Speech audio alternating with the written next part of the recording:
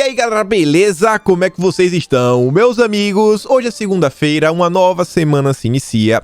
E depois de quinta-feira, daquela live histórica de Bolsonaro, ontem vocês tomaram as ruas e possivelmente tivemos as maiores manifestações desde o início do governo Bolsonaro.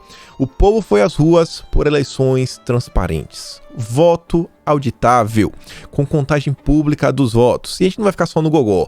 Vamos mostrar aí várias imagens, vários vídeos do que vocês promoveram no dia de ontem.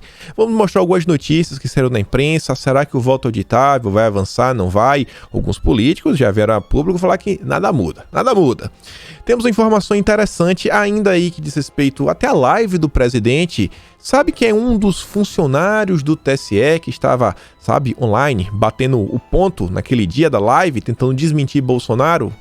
Uma ex-assessora de Sérgio Moro. Interessante, né? Quem convidou para lá foi o senhor Barroso. Vamos falar sobre isso, vamos falar outras coisas que estão saindo, vamos falar mais da CPI, sobre as quebras de sigilo, e espero que também dê tempo de a gente falar sobre 2022. Eu já quero começar aqui né? Mostrando para vocês uma postagem aqui no Twitter de um perfil chamado Paula Schmidt. Ela compartilha a imagem do Brasil Sem Medo, que tá lá, Avenida Paulista agora mesmo. Voto impresso auditável já. E ela pergunta, gente, essa foto é genuína? A Paula é correspondente da Folha, do Estadão, do Poder 360, revista Rolling Stones e outras mais. Ela tava meio que sem querer acreditar. Estava sem querer acreditar, porque ainda tiveram alguns perfis, como o pessoal do MBL, querendo falar que ninguém tomou as ruas. Então, se ela estava com dúvida se a foto é genuína, nada melhor do que a gente ver um vídeo. Quem não viu o que aconteceu em São Paulo, 10 segundinhos, vejam só a quantidade de pessoas. Do Estado de São Paulo, que estão aqui defendendo a nossa nação, que defendem suas vidas, que foram abandonados pelo nosso governador. Tinha uma galera, né? Aqui em outro ângulo. Fala pessoal, tudo bem? Olha só quem tá lá em cima do helicóptero lá. Será que é a Globo? Tem um pouquinho de gente, né? Será que é a Globo? Se eles não vão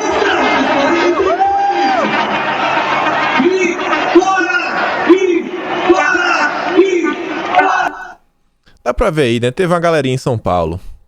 Esse aqui foi o momento, né? Eu quero só mostrar pra vocês aqui rapidamente. Até criança, até dinossauro Rex. Gente, isso aqui é engraçado e tudo mais, mas eu pergunto a vocês, será que isso aqui aconteceria?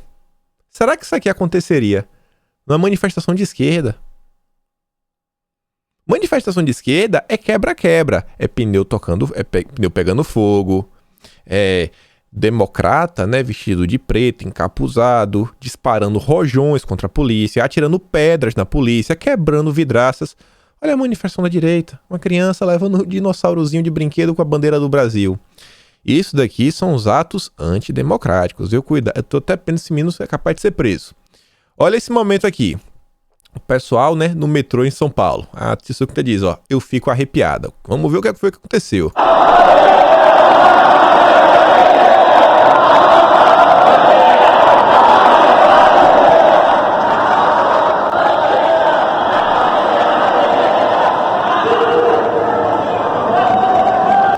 O vídeo tá estourado, né? Mas é um coro simples. A nossa bandeira jamais será vermelha.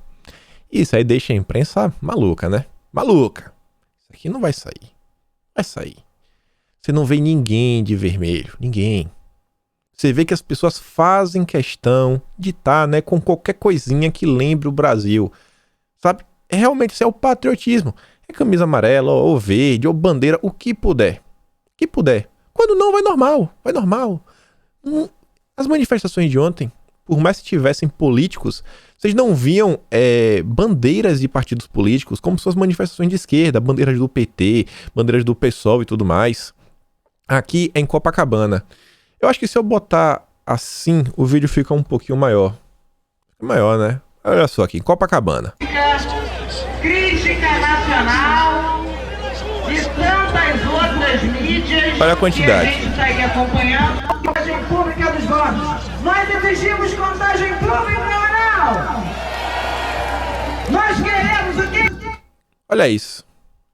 Tinha gente, né? Mas segundo aí o PSDB e o MBL, não foi ninguém. Segundo o PSDB e o MBL, não foi ninguém. Aí temos mais fotos aqui. Constantino colocou Copacabana, Icaraí, Niterói. Mais fotos aqui de Copacabana. Vermelho. Desculpa, vermelho não existe aqui, né? Vermelho não existe. Comunismo não. O vermelho é só nas manifestações de esquerda. Eles gostam. Eles têm ódio do verde e amarelo. Acham cafona. Olha aqui Niterói também.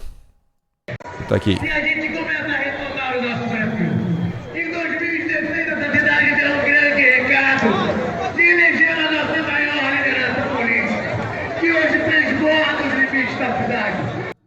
Olha a quantidade de pessoas com a cabeça da experiência, né? Aquela cabeça com cabelos brancos, fios brancos. Quantidade de gente, sabe? Você vê de tudo. Você vê de tudo. Você consegue ver de tudo. Engraçado é o seguinte. Você vê na manifestação de direita cabelo preto, cabelo marrom, castanho, né? Cabelo louro e cabelo branco. Não tô vendo ninguém de cabelo azul, né? Sovaco cabeludo, cabelo rosa, cabelo verde. Anel de boi no meio do nariz. São guias indicativos, né? Estão vendo, cidade diferente. É Rio lotado, São Paulo lotado, Niterói. Olha aqui, o metrô do Cantagalo. Copacabana, Rio de Janeiro.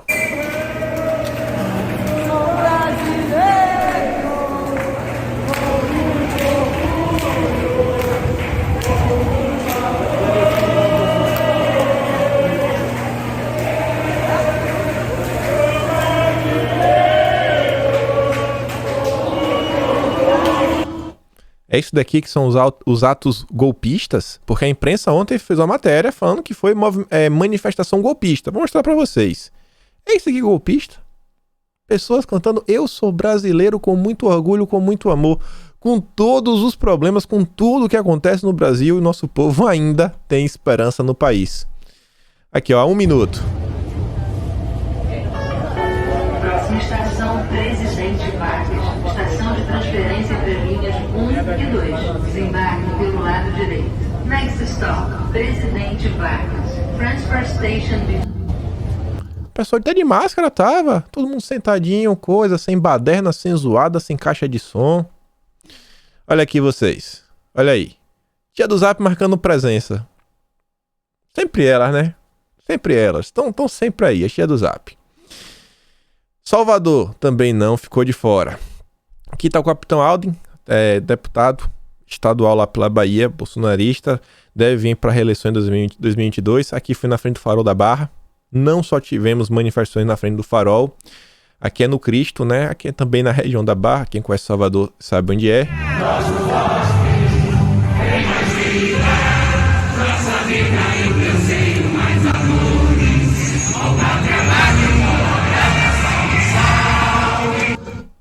Salvador, trio elétrico, praia, na frente do Cristo. Do Cristo. Aí não vai, aí não dá. Pra esquerda não dá, né? Na frente do Cristo. Quem não conhece esse morro lá é o Cristo. Todos os locais do Brasil. O povo tomou as ruas. Pouquinha gente, né? Só um gato pingado. Aqui também mais fotos. Só começando, lá na região do Farol da Barra. Aqui é em Vila Velha, Espírito Santo. O pessoal aqui na ponte.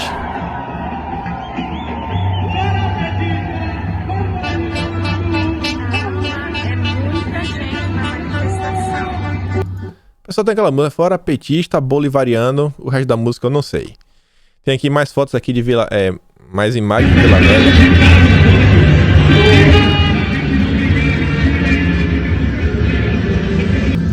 Ainda tem mais... não tem mais não. Pensei que tinha botado mais um também de Vila Velha. São Luís, não tenho vídeos, mas temos aqui, ó, o G1 comentando, ó. O G1 comentou sobre vários locais. São Luís. Tem uma quantidade boa de gente, né? Boa de gente, no estado lá do Flávio Dino, comunista. Belém do Pará, é o Dermauro lá colocando a foto. todo mundo também de verde e amarelo, né? Todo mundo. Agora tá de preto. Quem não colocou a camisa verde e amarelo? G1 comentando aqui também, ó. Maceió. Não achei vídeos, mas tá aqui. Tem até mais fotos aqui no meio, mas, cara, estão vendo aí. Recife. Mais pessoas em Recife. Recife é engraçado, porque o Técio, ele coloca aqui a foto de Recife, ele tá compartilhando um rapaz aqui, ó. Fabiano Barbosa. Urgente. Carreata imensa de bolsominions. Pelo amor de Deus, né? O cara pega... O que? Isso aqui, principalmente o pessoal se deslocando para a região que teriam sido aí as manifestações. Aqui, ó. Aqui tá a imagem. Aqui tá a imagem. O importante é manter a narrativa. Esse Fabiano aqui, ele é pernambucano, doutor em matemática computacional, professor da UFRPE, Universidade Federal, o R eu não sei do que deve ser, de Pernambuco. Universidade, né? Universidade Federal, né? Da Federal. Aqui temos Fortaleza. 1, 2, 3, o Ceará! Tamo junto! Sensacional. Belém, aqui era pra estar junto com o lado do Éder Mauro, não do lado do outro. G1 também, né? Dando visibilidade. Belo Horizonte, a Bárbara trouxe aqui o vídeo, ela tava lá. Vamos lá, hein? 1, 2, 3. Todo o poder. Gente, vocês são foda, tá? Obrigada, viu? Não vamos desistir, não. Vamos permanecer junto. Mais aqui, imagens de Minas Gerais, Belo Horizonte, na verdade.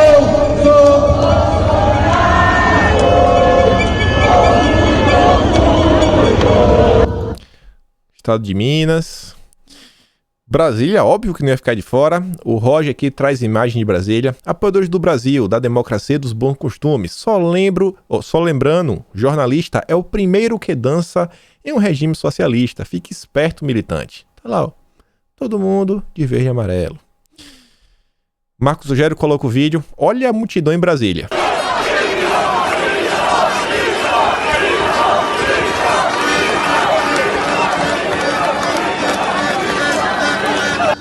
O pessoal do PSDB pegou uma foto da estratosfera pra falar, não tinha ninguém. Pegou a foto lá de cima, né? Quase pediu uma foto por satélite pra falar que não tinha ninguém em Brasília. Mais imagem de Brasília.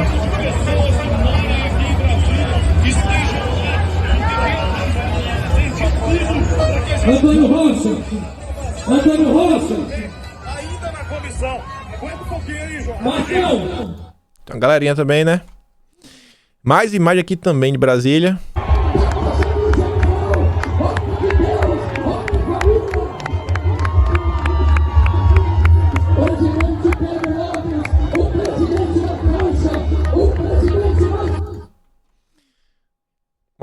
Momentos aí, né, memoráveis do povo brasileiro. Olha o que vocês fazem, né? Joyce aprendeu a lição e marcou presença junto com o povo pedindo voto democrático.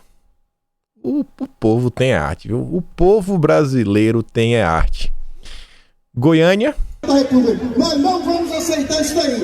Então, gente, é isso que nós esperamos que o Supremo venha fazer depois das manifestações que nós estamos fazendo em todo o Brasil. Curitiba.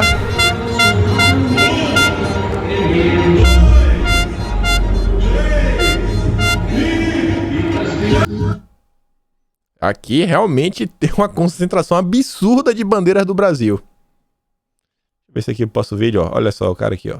Ele pega de uma área, vai, gira, quantidade de gente. Deixa eu ver se ele mostra mais. Pro outro lado também. Não, tá mostrando esses dois lados. Todos os locais. O Caio fala, ó. Quero parabenizar todos os curitibanos que foram às ruas nessa onda de frio intenso. Deixaram o conforto de seus lares para lutar por democracia e suas liberdades. Orgulho demais dos brasileiros. Brasil pelo voto auditável. Porto Alegre. Mais imagem de Porto Alegre. O Onyx coloca um vídeo aqui de Porto Alegre. O pessoal tocando um hino. Cantando. Brasil inteiro. Isso é manifestação a nível nacional, né? Não é igual a manifestação da esquerda. Não, a gente tomou as ruas, colocamos mais de 1 milhão de pessoas ao redor do Brasil. Você não vê nada. No máximo você vê assim uma quantidade mais significativa em São Paulo e no restante do Brasil não tem nada. Isso é uma manifestação a nível nacional. É isso daí. É isso daí. E aí, já mudando agora um pouco aqui de assunto, pra gente mostrar, né? A esquerda ontem foi às ruas em alguns locais. Aqui foi lá no Rio Grande do Sul. A Paula aqui traz um vídeo falando o seguinte, que a deputada do PSOL, Fernanda Melchiona, incentiva antifas que se infiltraram na manifestação do povo pelo voto impresso em Porto Alegre para tumultuar e agredir senhorinhas. Assim é a esquerda. Na sequência, os meliantes já presos. Olha só.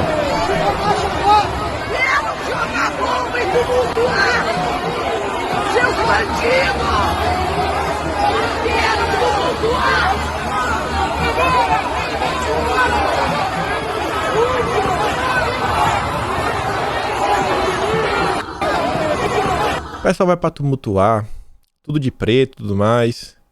E aqui depois tem um vídeo aqui já, ó. Aqui. Já o pessoal sendo detido pela polícia. Então, e a polícia tá tendo que... Olha lá, ó. Olha que imagem maravilhosa. A esquerda, pra onde vai, gera confusão com a polícia. Sendo preso aí, né? Tomando uma batida da polícia. É fácil, né? Fácil demais escolher um lado. Nunca foi tão fácil. Aqui na direita, a direita. Na direita, a direita e na esquerda, né? Você vê os policiais tendo que se defender dos democratas. Do lado esquerdo tem os democratas. Do lado direito, de camisa, né? Do Brasil, segurando nossa bandeira, são as pessoas que são golpistas. É tudo bem. Agora que a gente já viu, né? Tinha que mostrar pra vocês, porque a imprensa não noticia. A gente tem que dar voz aí ao povo. O que vocês fizeram não pode passar em branco. Vamos comentar agora sobre o que saiu na imprensa, algumas matérias interessantes. Se der e falar de 2022. Vocês veem aqui, ó. Presidentes de partidos dizem que atos pelo voto impresso não mudaram nada e que PEC será barrada. Que presidentes? Bom, apenas 2. O Paulinho da Força, que é bastante conhecido por o STF não conseguir achar ele. Vocês colocarem na justiça Paulinho da Força e STF vai ter lá. O STF tenta encontrar Paulinho da Força por meses. O oficial de justiça, né, não encontra nunca. Mas ele conseguiu até ter uma reunião com o Barroso. O pessoal já ter deixado com o Barroso, né? O papel, ó, deixa com o Barroso, porque ele vai se encontrar, ele entrega lá, né, a intimação. E o outro lá que falou que também não vai avançar é o Kassab. Esse daí, meu Deus, é o maior torcedor do Lula atualmente. São as pessoas que falam que não vai avançar. E esses partidos realmente têm a tendência de serem a oposição. A Folha de São Paulo, como eu falei para vocês, né, tratou o seguinte, que Bolsonaro insufla manifestantes com discurso golpista em atos pró-voto impresso pelo país. Estamos diante de um golpe. O golpe, na verdade, é ter mais transparência. Olha só que golpe. O presidente Jair Bolsonaro insuflou manifestantes com discurso golpista em atos pró-voto impresso pelo país neste domingo. Bolsonaro fez uso de videochamadas para se dirigir a apoiadores nas manifestações em São Paulo, Rio de Janeiro, Brasília e Belo Horizonte. Olha só qual foi o discurso golpista de Bolsonaro. Vocês estão aí. Além de clamar pela garantia da nossa liberdade, buscando uma maneira que tenhamos eleições limpas e democráticas no ano que vem. Sem eleições limpas e democráticas não haverá eleição, disse Bolsonaro pela manhã aos manifestantes em Brasília. Uma eleição limpa, democrática, com voto impresso em papel, com contagem pública, é a garantia da continuidade da nossa democracia. Que discurso golpista, hein? Mas que baita discurso golpista. Aí vem Eric Calcocai. Petista. Voto impresso não é prioridade do povo brasileiro. Voto impresso é prioridade de um presidente covarde que tem medo de disputar e perder no voto. Eu acho que é o contrário, né? Quem tem medo de perder no voto é o Lula. E o Daniel fala, né? É sério que existem pessoas, sabe, bocóis, o suficiente para acreditar nessa mentira. Qual sentido tem em achar que exigir transparência no escrutínio significa medo? Medo tem aqueles que não querem transparência, sabe que sem fraude não tem a menor chance. E aí, sobre a Érica Cocai, a Bia foi lá dar uma pesquisadinha rápida e mostrou o seguinte, ó. O que houve, deputada? Tá com medo, velho? Uma matéria de 17 de junho de 2015 que fala o seguinte, ó. Reforma política.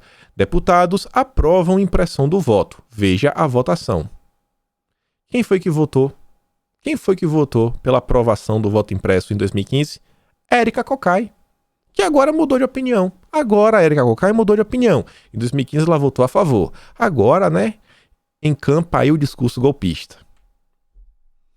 Aí o Rafa Glau faz esse comentário que é o seguinte, ó. A democracia é um conceito engraçado. Democracia, né, tão forte e poderosa que não precisa de mais meios de auditar o pleito onde ela se faz acontecer. E a democracia é tão frágil que umas senhorinhas em cadeira de rodas e umas crianças com bandeira do Brasil são ameaça. A democracia é extremamente forte a ponto de não precisar de mais segurança nas eleições, né? Mas ela é extremamente fraca e instável quando senhorinhas e crianças tomam as ruas. Atos antidemocráticos. E aí o demagogia do oprimido traz aqui a imagem. Abrindo o debate, ameaçando a democracia. O da esquerda sequer foi repudiado pelos deuses do Olimpo brasileiro, né? Os 11 deuses do Olimpo. Sequer. Já na direita aqui, né? São atos antidemocráticos. É busca e apreensão, Polícia Federal dentro da casa, né? Daqui a pouco vai ter até bens bloqueados no ritmo que as coisas estão indo. Olha isso aqui, gente. Que imagem lida, cor da juventude. É isso daí, né? Que são atos antidemocráticos. A gente sabe que não é.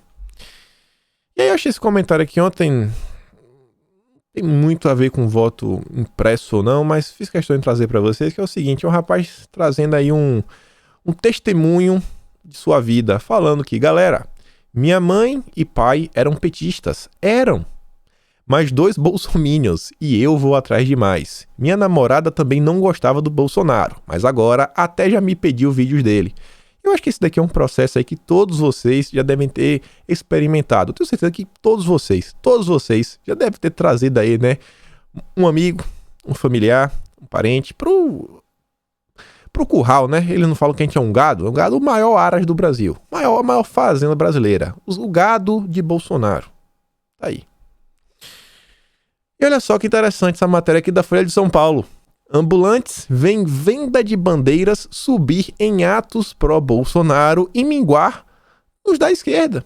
Bandeira do Brasil só é vendida, né, nos atos pró-Bolsonaro. Do Lula não. Segundo vendedores, procuras por peças de fora Bolsonaro também já não é a mesma dos primeiros protestos pró-impeachment. Oh, que peninha, né? Os protestos da esquerda estão caindo, né? Ninguém quer comprar nada mais do fora Bolsonaro. Tá fora de moda, né? Que pena, né? Que pena. E olha só que interessante sobre o voto impresso. Tava lá ontem passeando pelas redes, e aí o demagogia do oprimido, ele na semana passada, né, tinha feito uma thread sensacional, mostrando lá, né, que eram os envolvidos na questão lá do Borba Gato, fez mais uma pesquisa aí interessantíssima. Vocês viram que o TSE estava ativo, né, durante a live do presidente e tudo mais. E ele traz uma matéria do Estadão que fala o seguinte: TSE montou operação de guerra com 16 pessoas para rebater Bolsonaro sobre urna eletrônica. 16 pessoas. E o Demagogia fala o seguinte: entre essas 16 estava Gisele Siqueira. Ela é ex-esposa de Vladimir Neto, jornalista da Globo, biógrafo de Moro, vice-presidente da Abrage, consultor da Aos Fatos e filho de Miriam Leitão. Gisele, atualmente, é assessora de Barroso. Bom, o Aos Fatos ajudou durante a noite, foi compartilhado pelo TSE e pelo STF. Tem uns vínculos aí estranhos, né? O Aos Fatos também. Miriam Leitão, a gente não precisa falar nada, todo mundo conhece. A Abrage repudiou fortemente, né, a live de Bolsonaro. Só gente bonita, só gente bacana. E você vê, ó, durante a transmissão ao vivo, a equipe do TSE fez 13 publicações no Twitter e enviou ao menos 7 boletins com checagem de informação à imprensa. Dentre os profissionais que entregam a força-tarefa estão os 11 funcionários da SECOM do Tribunal, o secretário de Tecnologia da Informação, Júlio Valente, e 4 entregantes da Comissão de Desinformação, chefiado pela secretária-geral da Presidência da Corte, Aline Osório. Aí abre aspas. Foi um trabalho inovador para uma instituição pública, disse Gisele Siqueira, secretária de Comunicação e Multimídia. E aí vocês veem, tudo em casa. Ex-mulher de Vladimir Neto, da Globo, que trabalhou para Moro, vira assessora de Barroso. Gisele foi casada com o jornalista Vladimir Neto, filho de Miriam Leitão e autor do best-seller Lava Jato, o juiz Sérgio Moro e os bastidores da operação que abalou o Brasil, que serviu de base para o mecanismo da Netflix. Em julho de 2019, ela pediu demissão da assessoria do Ministério da Justiça, então comandado por Sérgio Moro. Na época que Sérgio Moro deixou o governo, a gente comentou sobre esse caso. A gente comentou bastante sobre a Gisele, quem foi a nova assessora de comunicação do Moro, que veio do gabinete do Álvaro Dias. Só que o interessante sobre ela é o seguinte, ela deixa o gabinete do Moro assim que começam a sair as mensagens da Vaza Jato, lá do Verdivaldo, e se suspeitava que ela podia também estar no bolo. Essa matéria do Diário do Centro do Mundo, inclusive, mostra, né, como o Vladimir Neto, filho da Miriam Leitão, é lava-jatista, outros lava-jatistas, esse vínculo aí, né? E a gente vê que realmente o Barroso, bom, reza a lenda que lá na Vaza Jato, na spoofing, tem troca de mensagens entre o Barroso e Deltan, por exemplo. Interessantíssimo, né? E tá lá, ó, assessora de imprensa de Moro pede demissão do Ministério da Justiça. Isso foi em 2019.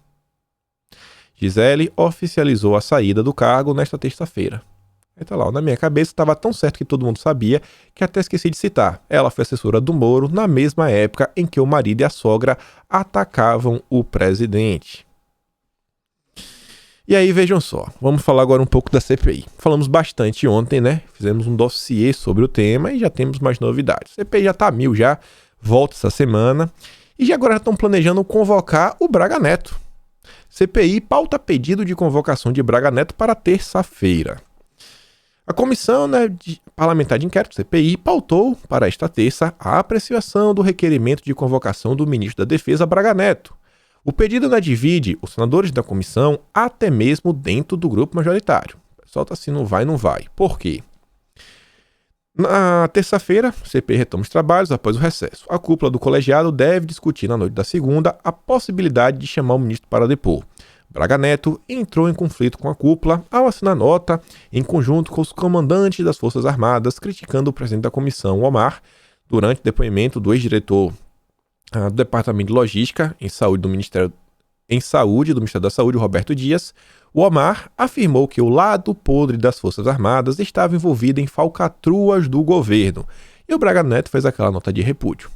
E o pessoal sabe se vai ou não vai, porque, olha só, terminar de ler eu comento. A insatisfação dos senadores cresceu ainda mais após o Estadão revelar que o ministro condicionou, por meio de um interlocutor, a realização das eleições ao voto impresso. Lembra daquele dia lá, bomba, que Braga falou, se não tiver voto impresso, não tem eleições? Não tem nenhuma prova, nenhuma. Só a matéria do Estadão. A insatisfação, assim, essa dúvida se chama ou se não chama o Braga Neto é porque não tem materialidade suficiente. Só as matérias da imprensa não são suficientes para criar problema para o Braga Neto. E alguns senadores avaliam que uma possível ida do Braga Neto poderia causar efeito reverso. E a CPI, né, perder ainda mais fôlego. Mas vamos ver se vão chamar, se não vão chamar. E aí, vejam só, né? Aqui é bom. Parabéns aí, né, para as entidades que repudiaram o pedido para quebrar sigilo da Jovem Pan, na CPI. Agora você vê, quando se trata dos bolsonaristas, o pessoal bate palma. Agora que é da Jovem Pan, né, é da turminha. Eita, não, Jovem Pan não pode. A Associação Brasileira de Emissoras de Rádio e Televisão, ABERT, junto com a Associação Brasileira de Rádio e Televisão, Abratel, se manifestaram contra a iniciativa de quebrar o sigilo da Jovem Pan. Ano passado, teve um manifesto de várias organizações, e eu tenho quase certeza que elas estão no meio, a favor da PL 2630. As associações aí, nacionais, são a favor aí do PL 2730, das fake news. Agora que a água bateu na canela, pegou na Jovem Pan, aí opa, não. Nossos não. Os bolsonaristas vocês quebram. Deixem a Jovem Pan em paz. A Abratel afirmou que, ao analisar o requerimento, não identificou nenhuma informação que respaldasse ou legitimasse a medida da CPI. A imprensa, que é um serviço essencial para o país, não é o foco dos trabalhos desenvolvidos pela CPI, diz a nota. E os bolsonaristas são? Pesquisar mentiras é o foco? A expectativa da Abratel é de que o requerimento seja mesmo retirado de pauta ou rejeitado. Caso isso não ocorra, estaremos diante de um precedente gravíssimo, desnecessário e equivocado, ferindo as liberdades de imprensa e expressão. O presidente da Jovem Pan, o Tutinha, classificou o requerimento como um ataque à liberdade de expressão e disse o seguinte: a rádio divulgou seus balanços desde 2018 e afirmou que as contas são públicas e transparentes. Todos os pagamentos públicos realizados pela Jovem Pan e as suas afiliadas são registrados nos respectivos portais de transparência dos diversos órgãos públicos, afirmou a rádio. Não tem uma única palavra sobre os outros veículos. Conexão em Política, nada. Renova Mídia, nada. Jornal da Cidade Online, nada. Uau, na Terça Livre, nada. Mas só a Jovem Pan. Mas só Senso em Comum, nada. E aí, vejam só. Comentamos ontem, a gente deu uma analisada em uma parte do requerimento. Trouxe até o print de volta aí só para vocês relembrarem de forma bem rápida. Isso é essa matéria aqui ontem na Folha de São Paulo. Estamos à frente da Folha de São Paulo, né? Detectamos primeiro. Na verdade, a matéria saiu já no final da noite de ontem. Novos requerimentos de quebra de sigilo da CPI são cópias de ofícios anteriores e têm incorreções. Aí já faz, já passa o pano. Passando o pano, Ritmo acelerado das transferências de sigilo é criticado por juristas e dentro do próprio G7, né? Porque, assim, os erros vão pelo ritmo acelerado. Não estão trabalhando muito rápido. O ritmo acelerado da quebra de sigilos, medida que tem sido motivo de controvérsias dentro do próprio G7, pode estar gerando erros.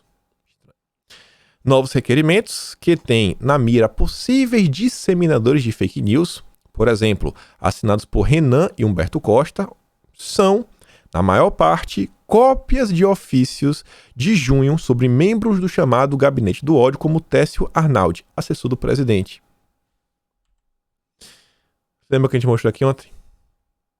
Olha esse parágrafo aí que tá em vermelho, né? A pessoa contra quem se busca quebra, transferência de sigilo, blá blá blá.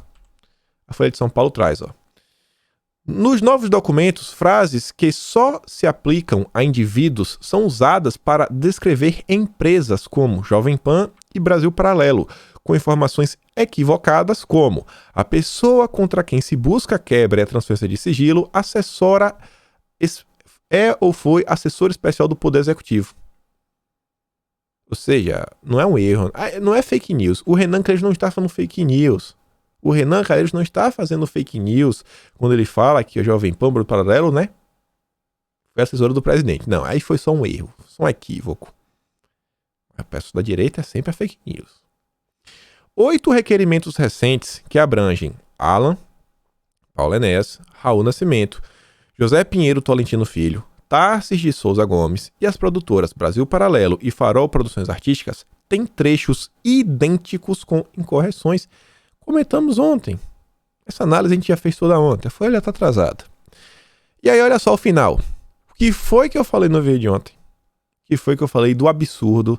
Estamos vendo, um requerimento sem pé nem cabeça, que sequer se encaixa na realidade dos alvos, dos réus, né?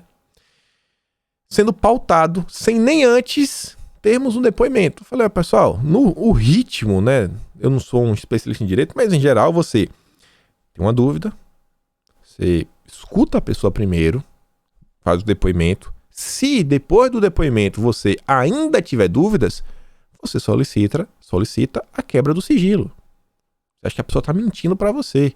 Isso já é uma medida lá, ainda tem várias outras coisas antes de pedir uma quebra de sigilo.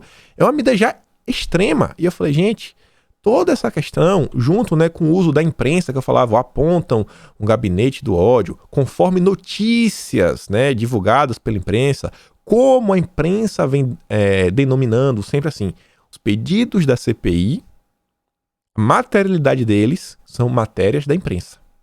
O que dá peso, o que dá, né, a liga, o cimento, são as matérias da imprensa. Olha só, não é nenhum fato, não é uma foto, não é um vídeo, não é um documento oficial, não tem nada. Só assim, a imprensa disse. Se a imprensa disse, é verdade. E eu falei, gente, isso daí é o lavajatismo, nu e cru. Eu falei pra vocês. E aí, pra quem ainda não consegue acreditar, a Folha de São Paulo está concordando. O professor de Direito Penal da USP, Gustavo Bardaró, afirmou à coluna que vê excessos na CPI e características de atuação parecidas com aquelas da Lava Jato que são criticadas por vários senadores, entre eles o Omar e o Renan Calheiros. Abre aspas. Reclamaram que a Lava Jato foi utilizada para fins políticos, para perseguir, dizendo ser combate à corrupção. E parece que estão fazendo a mesma coisa. E aqui eu abro uma nova aspas, né? Assim, ponto. Vou adicionar a ideia. A Lava Jato teve seu papel importante. A Lava Jato, sim, ela combateu a corrupção em alguns pontos. Mas também não dá para negar o que esse pessoal fez. Não dá para negar o que esse pessoal fez.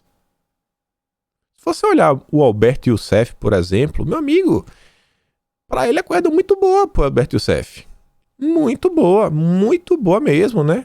Muito, se olhar assim a vida do Alberto Youssef, cara, estranho. Algumas pessoas aí que estavam bem complicadas, assim, todo mundo sempre falou que a questão do PSDB, a gente não viu, né? O mesmo empenho para trás do PSDB. Tivemos alguns excessos, é inegável. E se hoje nós vemos, né, pô, o Daniel Silveira, tá todo mundo indignado com a questão do Daniel Silveira, tá todo mundo indignado com essas buscas e apreensões. Isso daí já vem desde a Lava Jato. O Moro, né, o Moro é mestre nisso daí, né, desde o escândalo do Banestado, o Sérgio Moro vem inovando o jeito de fazer justiça. Eu tenho até a dúvida, né? Será que o Barroso não aprendeu o que ele sabe com o Sérgio Moro, né? Inclusive até a assessora estou compartilhando. E aí vejam só, mais uma matéria aqui do Estadão. A CPI e a quebra de sigilos da Jovem Pan e de outros veículos de comunicação. Não é função da CPI investigar jornalistas ou a difusão de notícias, tidas pelo senador como falsas. Eu concordo, né, que não é papel da CPI. Mesmo que, né, fossem informações falsas, o que depende da verdade de quem as vê, sequer são fatos criminosos por si e muito menos objeto de apuração da CPI. Né? Tá bom. Atos indeterminados e sem conteúdo certo que não se adequam a um tipo penal e que não sejam infração a outra norma legal que implique a adoção de medidas investigativas para a propositura de ação com conteúdo condenatório não são objetos de CPI, que deve investigar fatos certos e de relevante interesse nacional, o que não ocorre, nem de longe, com a simples difusão de notícias, que é a grande função de uma imprensa livre. Como já afirmei, o objeto da CPI é outro. Há 2 dias atrás, anteontem, a gente comentou também uma matéria. O Estadão tá começando a virar oposição, viu? Daqui a alguns dias é capaz de tentarem quebrar o sítio do Estadão. 2 dias atrás, no nosso vídeo, estava mostrando lá, né, uma das melhores reportagens sobre uma avaliação, até aqui, hoje, o que aqui já tem na CPI, e o Estadão disse, não tem nada. Foi uma reportagem, a gente comentou, com 3 advogados criminalistas falando, até o momento, olhando o direito criminal, o Código Penal, não tem nada, zero, só narrativa. Zero, só narrativa. E aí, olha só isso daqui, né? Martim Vasques, amigão aí do Luciano Ayan. Diogo Mainardi traz informação. Renan quer quebrar sigilo da Jovem Pan. E o Martim Vasques diz, finalmente, resolveram trabalhar de verdade. E o Constantino fala, né? Olha o nível. Puro ressentimento. oportunismo, inveja e autoritarismo. Essa turminha virou bajuladora do abuso de autoridade de Renan Calheiros, que fim melancólico. E tenho uma coisa para contar para vocês, né? Lá atrás, falei para vocês, ó, galera, teve aí uma reunião, fiquei sabendo que o Renan Calheiros esteve aí com o jornalista Terno Azul. Eu tô com o terno aqui meio vinho, né? Terno Azul, tô aí pra fazer um acordão aí com o antagonista e receber informações privilegiadas. Fiquei sabendo aí que durante o final de semana, o meio da semana, ontem eu passei um tempão no telefone, tinha um amigo meu que, fui pra Brasília, não demorou pra voltar, foi lá pegar informação, conversar com um ou outro, apertar a mão de um ou outro. E aí os bastidores, a galera ficou sabendo que o clima aí com o Diogo Mainardi não tá muito bom. Não tá muito bom porque a avaliação é que o Diogo Mainardi prometeu muito, prometeu que ia causar o caos, que ia pintar, que ia abordar, que ia fazer várias matérias, que isso, que aquilo outro, que ia dar, né, os fatos jurídicos que a CPI precisa, os vazamentos, ia receber as informações e não conseguiu. Não conseguiu. O jornalista dos 8 milhões, o Mamateiro, Mamata Connection, não conseguiu. E aí recebeu um ultimato. É assim, meu amigo, ó, ou trabalha, tá fora. E tá fora é o seguinte, cara, as portas em Brasília vão começar a fechar, né? Aí se orgulham de ter várias fontes. O clima em Brasília aí pro Mamateiro não tá bom. Fez uma promessa alta, que fazia, que pintava e bordava, que ele era o Jiraya, eu sou o Jiraya, sabe? Foi eu que coloquei Sérgio Moro na posição de herói brasileiro, eu sou o Jiraya, e deu ruim. Então se prepara aí, durante a semana, Mainardizinho, Dioguinho vai voltar com tudo, soltando bombardeamento de informação. Notinha 3x4. Vocês param pra perceber, gente? Ele tentou emplacar o Luiz Miranda lá no início, desapareceu. E as últimas matérias, né, assim, de maior relevância sobre a CPI, vocês estão vendo que os senadores estão dando preferência só para o pessoal do Metrópolis. O Guilherme Amado, o Igor Gadelha, o pessoal da CNN.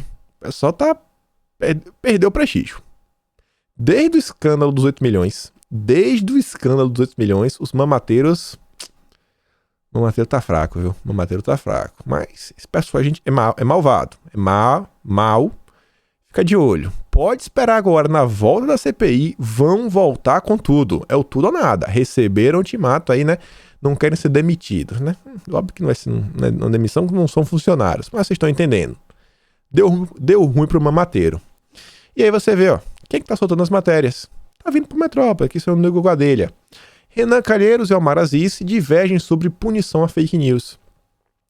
Ao colunista Guilherme Amado, no Metrópolis, o presidente da comissão, o Omar, defendeu punir não só quem propagou mentiras, como as plataformas de redes sociais onde elas foram veiculadas. Isso daqui é para elevar a temperatura.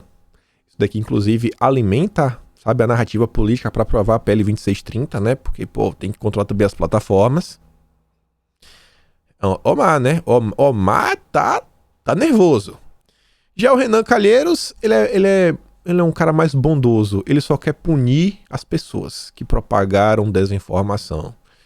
Mas parece que desinformação é qualquer pessoa que discorre do Renan Calheiros, que politicamente seja vantajoso ir atrás. Folha de São Paulo fala também que a CPI quer encerrar apurações sobre corrupção em compra de imunizantes e abrir novas frentes na volta do recesso. Uma delas é a questão das fake news. Pessoal, isso aqui é importante. Com o fim do recesso, a CPI vai retornar suas atividades. O esforço concentrado se justifica porque há pressa para abrir novas frentes de apuração, em especial para investigar os hospitais federais no Rio de Janeiro e a relação do Ministério da Saúde com a empresa VTC Log, que possui contratos milionários com o governo federal. Por que eles estão com tanta pressa para encerrar? Por quê? Senadores também querem que Renan reúna em breve com um grupo de juristas que foi formado para ajudar a tipificar crimes identificados pela CPI. Durante o recesso, técnicos já começaram a rascunhar algumas linhas do relatório final. A CPI teve os trabalhos estendidos por mais de 90 dias, mas a ideia é encerrá-la antes do prazo final que termina em outubro. A ideia não é durar 90 dias. A retomada do recesso também pode contar com a articulação mais organizada dos governistas. Ciro Nogueira, que assumiu a Casa Civil na semana passada, já telefonou por Renan Calheiros. Segundo Renan, Ciro não pediu que ele pegue leve com o governo, mas foi cortês. Ciro é talentoso, mas a chance de recuperar para um governo como esse é muito difícil. Difícil não é impossível. Sabe por que eles querem encerrar rápido? O pessoal não achou nada. Não achou nada. Durante aí esse período, a CGU mostrou que não teve superfaturamento. Não tem mais contrato com o Ministério da Saúde. A narrativa toda, principalmente se é a narrativa que importa, que é a demonstração de fatos jurídicos, porque esse relatório vai para a justiça, está desaparecendo, perdeu fôlego. Ou seja, se eles quiserem continuar e não parecer que estão repetindo o mesmo discurso chato que não vai para lugar nenhum, eles precisam criar algo novo. Além disso, qual é a tendência do país para os próximos meses? Retomada econômica, retomada do emprego, pessoas imunizadas, sabe? Esse terror aí da pandemia desaparecendo. E ainda agora, né, o governo espera melhorar a articulação no Senado. Inúmeros fatores que apontam pressa. Esse período aí conturbado da CPI indica que está mais perto de chegar ao fim. Mas o caos a gente sabe, né? Essas quebras de sigilo, meu Deus do céu. E olha só que interessante essa matéria aqui também, né? Após reforma ministerial, Planalto mira o MDB para ampliar base no Congresso. No Planalto se discute a oferta de um ministério a MDBistas do Senado. Nogueira já externou interlocutores, porém, seu pessimismo em relação à possibilidade de atração de nomes do partido críticos do governo, como Renan Calheiros. Por outro lado, pesa na equação o fato do MDB ter composto a base de apoio de todas as gestões desde a redemocratização. Possibilidade de entregar um ministério para o MDB. Se figuras históricas como Renan e Jarbas Vasconcelos fazem oposição a Bolsonaro no Senado, outros nomes da legenda estão dentro do governo por escolhas pessoais do presidente, como Fernando Bezerra, inclusive está na CPI nos ajudando, líder do governo no Senado, e Eduardo Gomes, líder da gestão no Congresso, as duas casas. Eles são hoje os principais entusiastas de uma maior aproximação entre a sigla e a gestão Bolsonaro. Gomes defende que a legenda tenha participação na esplanada dos ministérios. Ele próprio é um dos cotados, mas pondera que a decisão cabe ao líder do partido, o Eduardo Braga, que o pessoal já sinaliza que pode tentar trazer para perto e fazer com que o G7 vire um G6. Vem se comentando, não é de hoje, né, uma possível criação de ministério, ou então a troca das cadeiras, e entregar um ministério para Eduardo Gomes. A matéria ainda fala o seguinte: o plano vem sendo estudado pelo Planalto, conforme informou o colunista Lauro Jardim, envolve Bolsonaro nomear o Eduardo Gomes na Secretaria de Governo, responsável pela articulação política, e migrar Flávia Arruda para o Ministério do Meio Ambiente. Outra opção seria oferecer o Ministério do Turismo, que já foi comandado pelo partido no passado. Se a resistência for grande, ainda a alternativa de oferecer cargos de segundo escalão. Sobre a questão mesmo aqui do Ministério do Turismo, se vocês olharem na imprensa, é porque eu não trouxe em vídeo. Já saíram algumas matérias falando a possibilidade do Gilson deixar o cargo e tudo mais. Então, tem que observar, não tenho mais nada assim sólido, informação assim meio de bastidor, mas essa conversa existe, sabe? Tentar trazer também o MDB, na verdade parte do MDB, para compor junto com o governo. Essa conversa do MDB receber proposta para um ministério não vem de agora, mas voltou a ganhar força após a indicação de Ciro Nogueira, disse aí o Eduardo Gomes. Realmente não vem de agora. Outra coisa aí que não vem de agora, né? São notícias sobre o Mendonça. Há muito tempo que vem se discutindo Mendonça.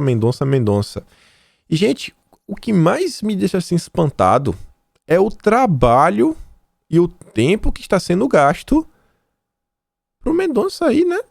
Ir pro STF. O Cássio foi estalar de dedos. O Mendonça tem uma resistência absurda, principalmente por culpa do Alcolumbre, que não quer o Mendonça lá, tá trabalhando contra, e vários senadores aí, né, criando o caso.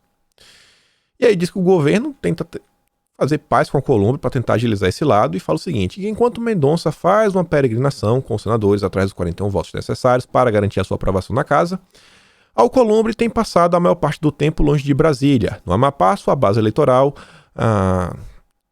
um dos principais pontos levantados por aliados de Mendonça é o risco político de Alcolumbre seguir irredutível contra o pastor presbiteriano. Interlocutores do chefe da AGU ressaltam o peso do eleitorado evangélico na região de Alcolumbre, ou seja, uma eventual rejeição ao nome escolhido pelo chefe do executivo, algo que socorreu na República Velha, poderia se voltar contra o Alcolumbre a 1 ano das próximas eleições, quando, mais uma vez, o voto evangélico deve ser decisivo. Olha a importância de ter voto, de ter uma base. Olha, isso aí é o poder do lobby. Alcolumbre, se você trabalhar contra, você não vai ter o voto dos evangélicos. É disso que o político tem medo. E os evangélicos estão de parabéns por isso daí. O agro também tem uma certa força. É um grupo que tem peso, tem voto. Se não colocar, não tem voto. Isso é o que o mais político tem medo. Não é nem de pessoas na rua, é de perder votos. André Mendonça já conta nos bastidores com a ajuda de lideranças evangélicas, ministro do STF e do TCU. Senadores ouviram pela Veja destacam, no entanto, que até agora o Planalto não entrou em campo. Mas parece que com a chegada do Ciro Nogueira isso deve mudar. E sobre o Ciro Nogueira, isso daqui eu realmente estou sabendo das movimentações, não só do Ciro Nogueira, mas do Planalto como um todo, que fala o seguinte: Ciro Nogueira quer monitorar as chances eleitorais de Bolsonaro. Nomeado para o cargo de ministro-chefe da Casa Civil, Ciro Nogueira não pretende se descuidar dos interesses de seu partido, o PP, e de seu grupo político, o Centrão. Por iniciativa dele, a legenda deve contratar em breve um instituto de pesquisa para monitorar a popularidade do governo e as intenções de voto em Jair Bolsonaro. Isso daqui é a pesquisa que você não vai receber. Essas aqui são as verdadeiras pesquisas. Políticos fazem pesquisa, mas isso é caro para boneco. Você está vendo aí, ó, a legenda, Ciro, o PP que vai bancar. O Lula faz isso, o PT faz isso. A galera tá caída na Datafolha. Mas tem alguns grupos aí que fazem. Tá rolando. Eu sei que já tiveram algumas pesquisas em alguns estados. O pessoal já recebeu os resultados. Alguns assim são animadores, outros nem tanto. O pessoal já vem monitorando. Isso aí deve acirrar para começar agora, como posso falar, tomar ações mais objetivas. Ações assim mais sólidas, visando realmente, né, vencer em 2022. E olha só essa matéria também. Essa matéria é interessantíssima. Matéria do Globo, esqueci de colocar logomarca e vejam só. Economia e imunização devem turbinar Bolsonaro em 2022. Imagina o Globo tendo que escrever isso daí. Imagina a dor da Malu Gaspar. O economista Luiz Stuberger, acho que assim se pronuncia, é uma lenda no mundo das finanças, espécie de guru dos Faria Limas brasileiro. Não é qualquer um. Principal responsável pelos resultados do Fundo Verde, que já rendeu 19.250% desde a criação. Ele é ouvido com atenção não só por investidores, mas por empresários e até políticos. Cara aí de peso, o que ele diz tem peso. Sua adesão à carta de economistas cobrando Bolsonaro pelos erros na pandemia em maio causou frisson no mercado, que votou em peso no presidente da República em 2018. Olha só, o cara que estava até contra Bolsonaro, fez uma carta contra. O cara que fez uma carta contra Bolsonaro e que tem peso, né, no que diz, que muita gente escuta ele, falou o seguinte: apesar das críticas, o Luiz não acha que Bolsonaro chegará enfraquecido às eleições de 2022. Nesse episódio do podcast A Malu Tá On, ele afirma que o presidente tende a crescer nas pesquisas até a eleição. Todo candidato que tenta a reeleição ganha popularidade na reta final. Aconteceu com Lula, Fernando Henrique e até com a Dilma. No caso de Bolsonaro, essa alta, muito provavelmente, será provocada pela alta da arrecadação de impostos prevista para o ano que vem e pelo avanço da imunização. A alta de arrecadação de imposto é porque, né, a economia vai retomar, vai ter mais empregos. Essa é a leitura que importa. A imprensa está se aproveitando agora para tentar destruir o governo. Eles sabem que uma maré boa está por vir. Um período de benesses com fé em Deus virá nos próximos meses. Isso daqui não vai dar para falar hoje, porque isso aqui terei que me aprofundar um pouco, fazer uns comentários um pouco mais densos sobre política, sobre umas coisas, até questão sobre Bolsonaro, mas quero terminar aqui com essa imagem para a gente fechar, já que está falando das manifestações. Nosso presidente postou essa imagem aqui às 2h29 da tarde de ontem, falando o seguinte: parabéns ao povo brasileiro. Eleições democráticas somente com contagem públicas de votos. Ele ainda postou um vídeo nas redes sociais falando o seguinte: onde vocês estiverem, onde o povo estiver, eu estarei. Estarei junto. E aí, tá igual um louco alucinado lá, acelerando a moto. Ah, coisa de Bolsonaro, né? Só ele pra fazer essas coisas. E por hoje é isso, meus amigos. Hoje, às 19 horas, vou estar lá no canal da Gazeta, junto com a Cris e o Gustavo Gaia. O nosso convidado de hoje para conversar com a gente é o Paulo do canal Hipócritas. Então não percam lá o Hora do Strike, às 19 horas, no canal da Gazeta. Por hoje fico por aqui, dá aquela curtida, aquela compartilhada. O canal cresceu de novo, chegamos a 460 mil. De 1.000 em 1.000, a galinha enche o papo. Ainda tenho essa meta de 500 mil. Não é simples, talvez não chegue, mas conto com a ajuda de vocês. Se inscreva nas minhas redes, se torne membro do canal e a gente se vê amanhã. Aquele grande beijo, abraço, tamo juntos e valeu, meus amigos. Fui!